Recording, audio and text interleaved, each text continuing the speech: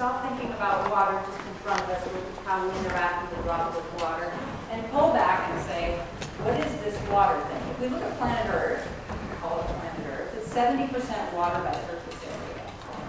So actually we're probably calling it planet water. And if we look at that water, 97% of it is salt water. So we get that should be living on planet salt water. 3% of that water is fresh water. And only 1% is usually available to us because it's not frozen. So 2% is always mostly at the poles, north and south pole is frozen. 1% is fresh water. And that 1% is present and it's going through this continuous cycle. It's a finite resource, but it's an ever-ending cycle of renewal. It's a water cycle. Interestingly enough, huge hydro-literacy in the United States. 50% of people in the U.S. can't name one aspect of this water cycle. Evaporation, precipitation, drainage, all of that. So let's then go to what our own preconceptions are. When I first start thinking about water, this is what I think of.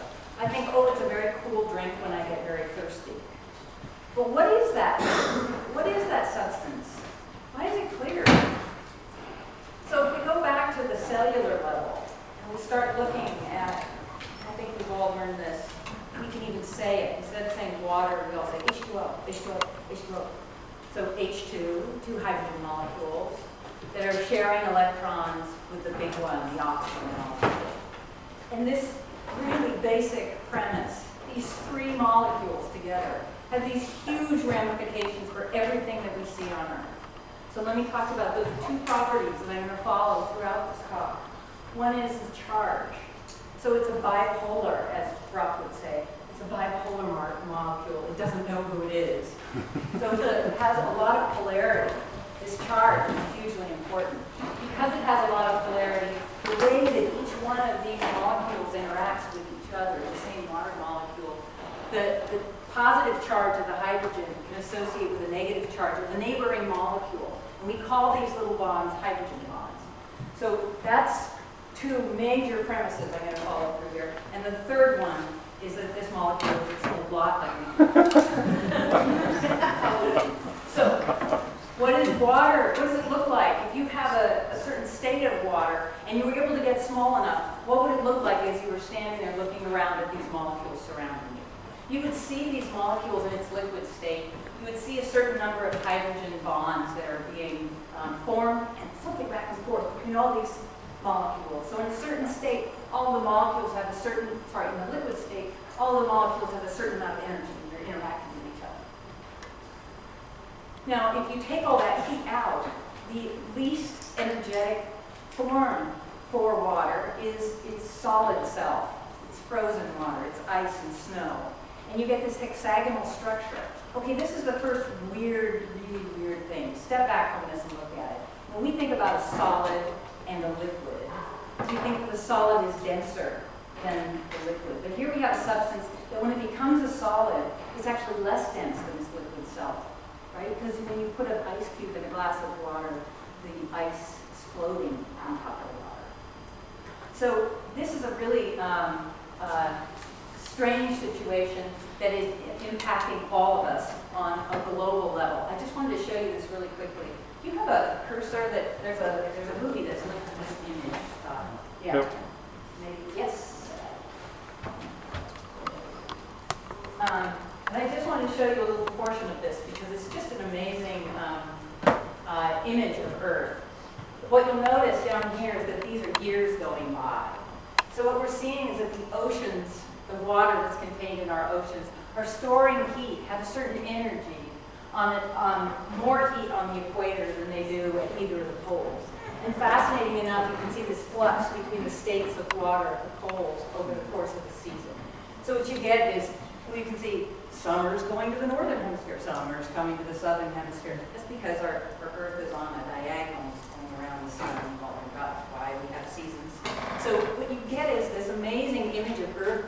It almost looks like it's breathing because the temperature is moving up and down. And you can see the changes in our ice sheets at the top and bottom of the Earth and the changes in states. Okay, so I just wanted to give you that image of the global water.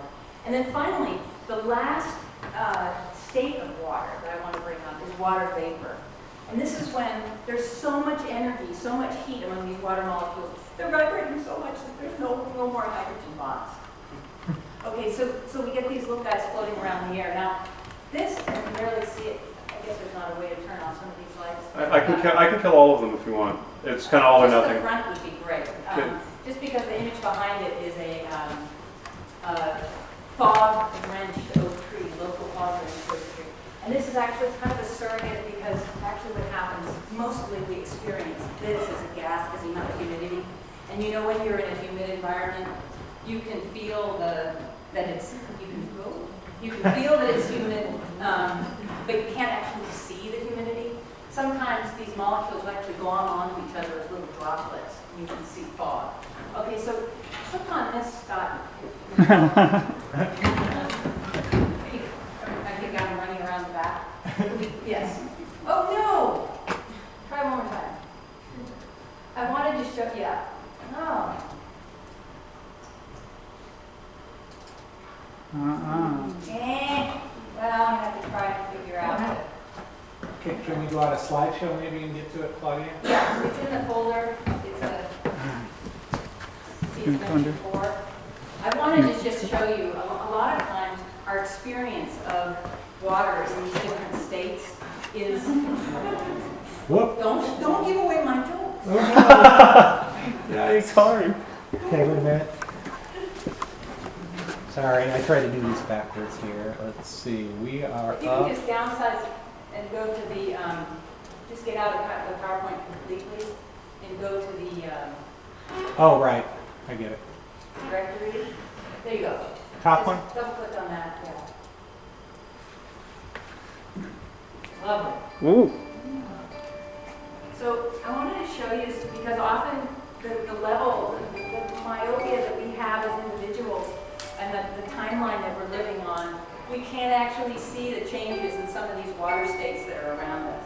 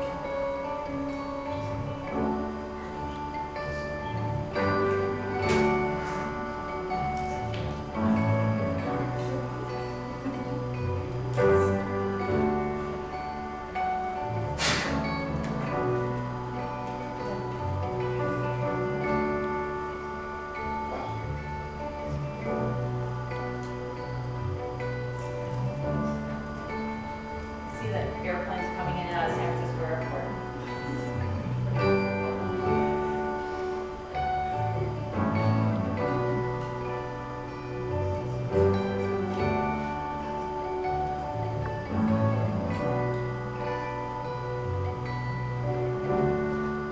Especially take a look at this one. This is a really important process that happens on our coast. And it determines the distribution of a lot of organisms.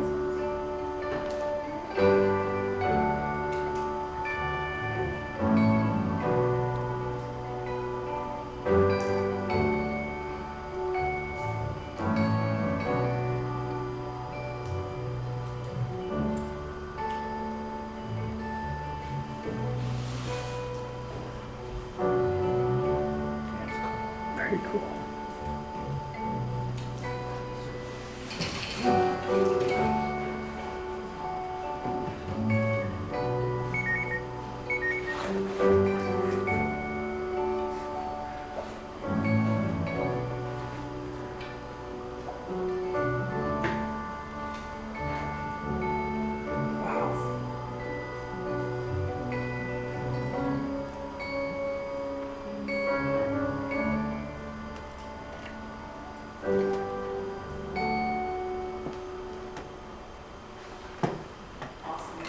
Ooh, that's awesome.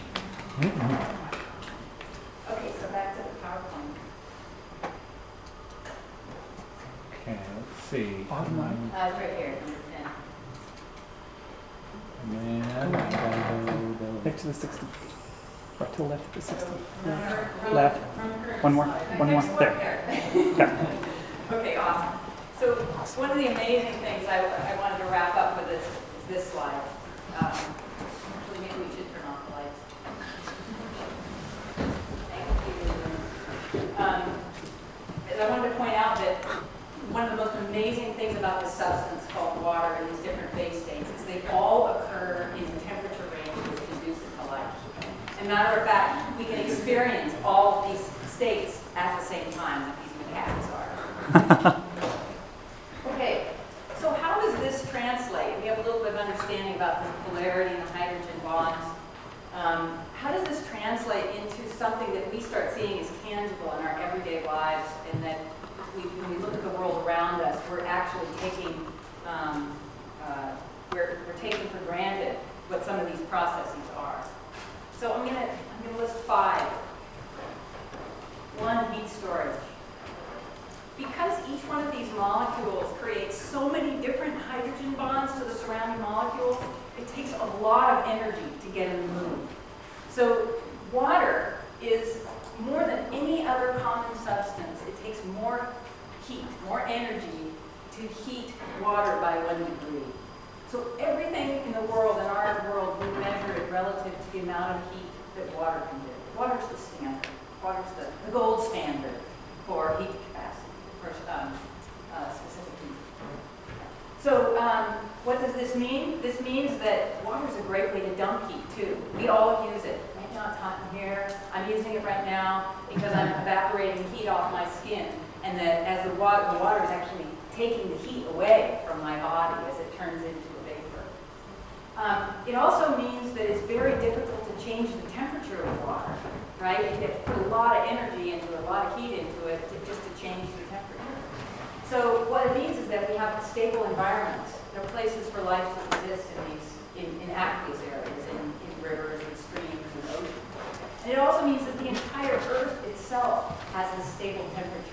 So 93% of the Earth's, the oceans store 93% of the heat on Earth. The other thing that's critical about this shifting of energy back and forth between the states of water is that it creates wind and it creates weather. So it's this energy absorption and release that gets converted into wind. So of course, water on the surface of the Earth heats up, the water molecules expand and turn into water vapor. They get up high into the atmosphere. It's cold out there in the atmosphere. It condenses and it comes back down as precipitation. Well, some of the most energetic weather events that we have are based on this change in energy state of water. So right now, as we speak, we have one of these hurricanes that is doing basically what Hurricane Katrina did. And if you think about it, the energy that's in those hurricanes is hydrogen bonds. It's all the hydrogen bonds that this water molecule is storing and releasing in different ways on the Earth. So this is a really, when you add up all those pieces, all those little powerful things in a certain way, this is a hugely intensive, can be a very destructive force. At the same time, water is the basis for life. We all need it in order to survive. So if we look then at some of the properties of water on a very small scale, we find that the cohesion of those water molecules and how they bond together can form water droplets and water beading. It can create surface tension at the surface of water that allows some organisms to skate over the surface, even though they're actually denser than the water below it. Here's a great example. It's kind of a specific example, but I thought it was so cool because I saw it in the Nature Channel. But this is a spider that uses that property of cohesion and pulls this big bubble of air underwater so they can feed on aquatic organisms, even though it needs to breathe water. So all around, we can find these examples of cohesion. So cohesion is created because the similar charges of the water molecules have similar polar charges and are attracted to each other. Adhesion happens when the water molecule is attracted to something else, right? It doesn't have to be attracted to itself. It has a charge on it. If there's a surface that has a charge on it, it's going to be attracted to that as well. So you can see water droplets grabbing onto things and holding on. That's the property of adhesion. And one of the most important processes on Earth, which is the growth of plants, primary productivity, is dependent upon cohesion and adhesion. This capillary action that occurs, the plants are able to pull water up from the soil and release it out into the atmosphere. This is able to happen because we have water molecules that are able to adhere to the inside of the xylem wall, the xylem tissue, the cell walls of the xylem, and to also adhere to each other and pull the water up to the top of the plant. Solvent. All of these are kind of like superlative measures of, or superlative emergent properties of water. Water is called the universal solvent. Well, it's because of these bipolar molecules. So for most biological reactions, you actually have to break down chemical bonds between different substances. Water's polar, so we can do that. So most substances, more substances will dissolve in water than any other liquid. And here's just a diagram of that. Remember, we're not talking about the water bonds breaking. We're just talking about the hydrogen bonds being polar and attaching on to these other molecules. So what we have in life is these sacs of water with dissolved solids in them. And some people have said, well, we're just basically sacs of walking salt water. On the simplest level, it's just life is a bag of salt water, a variety of other things in it, with some cells inside it that are moving those solutes around the cell for its own purposes, right, for survival. The last one I want to talk about is viscosity. This is something so personal for all of us. Viscosity, how does water move in waves? What are the properties of water, of moving water? And what are the properties of turbulence, of that chaotic, erratic process of water movement? Why do we care about that? We care about that because that's how we all started, right? So turbulence is the process, many organisms are trying to mix sperm and eggs together, right? The beginning of life, to bring DNA packets together and create new organisms. So here's a coral that is releasing its gametes into the water and is dependent upon the mixing of its DNA and sperm and eggs to create new progeny. Now, Richard Feynman, this is not, I really want to emphasize this because in everything that we talk about, if we take the assumption that somebody else knows about it and we're just learners, then we miss the whole mystery of that whole process. So the mystery of turbulence is the greatest unsolved problem in modern physics. And I've also heard it called the, where hypotheses go to die. So this is a huge challenge to understand turbulence in water and other mediums. Huge challenge to solve it, but it's also something that we're all relying on. We all began with turbulence. And we also, even in the way that we formed water, in the development of our cells as we were growing in the womb, there are waves that are moving through tissue. Tissue is basically water. So waves of development, how chemicals moved through the tissue in order to create the development of our cells is a property of water. We are water-based. Okay, so now I want to take it from this properties and what is actually going on a molecular level and bring it up to our level. When we look around, what is it that we see on the landscape that can be attributed to water? It's kind of an interesting exercise to think, okay, what in this room would disappear if we didn't have water? And basically, we would see something that looked like this. So first I want to talk about water is everything. This is actually something that if you've watched the Moodle site that John Sullivan's talked about in the earliest scientific thought. Some of our earliest philosophers were talking about how water is everything. And isn't that crazy? So is water everything? To what degree is water everything? I think is really the question. Okay, so let's look at life. Here's something that we've all probably studied 5 or 6 times through the course of our education, right? This is photosynthesis. It's a process by which carbon dioxide, oh, there's water. Water must be important. Carbon dioxide, water. Energy from light, and we get sugar. Oh, that's great. We get sugar. But this is another one of those aha moments. If you take a tiny seed that is the beginning, the premise of a redwood tree, and you take the fully grown redwood tree, the largest organism that's on Earth, where does all that mass come from? From this tiny, gram, less than a gram, to something mega tons. What is that mass that is surrounding us in our world?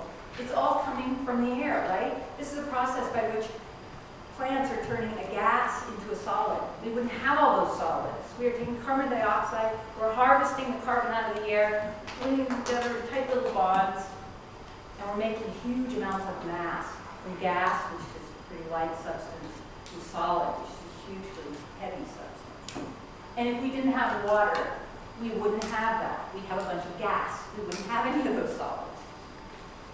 And of course, photosynthesis, as we've all learned, this is primary productivity. This is where all of our beginning, all of the energy in the food chain comes from. So this is the first process. Organisms really see, oh, look, all that energy stored between those carbon bonds. I can use that to power my own body. So this is the beginning of the food chain, which is what we're depending on an individual basis. So here's a summary. Water as a chemical process in photosynthesis, turning gas into solid. No water as a chemical basis for that. So one of the most interesting things that's come up recently in geology, in my mind, in geology, is the idea that, oh wait, maybe water has also had an effect in what we see on the land, on rocks. If we didn't have water, what rocks wouldn't we see on the landscape? And this is this fascinating thing, I guess maybe in the last 10 years or so, this concept that we have so many types of minerals. You can go to take a mineral class and work by all these different iorites, iodites stuff. And the concept is, when did each one of these minerals first appear on the surface of the earth and why? So right around the time when the earth was forming and there were meteorites and stuff, we had about 60 types of minerals. And then these are all giga-eons, this is billion years. So that's the beginning of the earth. And over here is 500 million years, and that's where we are kind of now. And now we have 250 minerals, and then we had 60 minerals. So what happened during that time period to make that change? And I'm not going to go into this, I'm not a geologist, but what I did want to point out is throughout this process, water is a very important factor in creating many of these minerals. And matter of fact, some of the areas, these time frames within the Earth's developmental history where they're getting more and more minerals are attributed to biology, water, ocean processes. There's a thing called snowball Earth. I don't know if you guys know about it. Lots and lots of ice.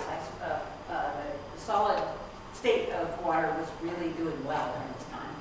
And then finally, right now, the age we're in is that mineral diversity is actually biology. So fascinating. Then you start looking around and you say, okay, so what is in our environment that would be here if we didn't have the water? And if you look at the main kinds of rock, there's 3 main kinds of rock in geology: sedimentary rock, metamorphic rock, and igneous rock. And you say, whoa, well, I can see sedimentary rock. It looks like it's formed by this deposition in an aqueous environment, in a water environment. You get the sedimentary rock types. And then those can be deformed and transitioned by under pressure into these metamorphic rock types. So both of those look like, yeah, water is really important if you're going to create those rock types. But even in the igneous rock, which is the magma coming up to the surface, even in that area, there's a key role that water plays. And that is that volcanoes are often formed at the edge of these, where 2 continental plates come together. And so one's pushing down under, one continental plate is at the edge of the ocean pushing down under the other one. And in this process, seawater will get trapped, right? You're going to be pulling seawater down. And it actually changes the consistency of this magma that's here and causes eruptions. So even in the process of igneous rock, we have a role that water is playing in where those volcanoes erupt. And then, of course, the other process on land is weathering. You can't have this weathering without water. So we know about, you run water over something, you're going to pick up sand and move stuff down and get alluvial fans. And a lot of the shape of our local landscapes are determined by water. Some of it's exquisitely beautiful. Some of it is an ongoing process that we only, in retrospect, think, maybe we shouldn't have built there, right on the beach. So some of it can be water going down mountains, some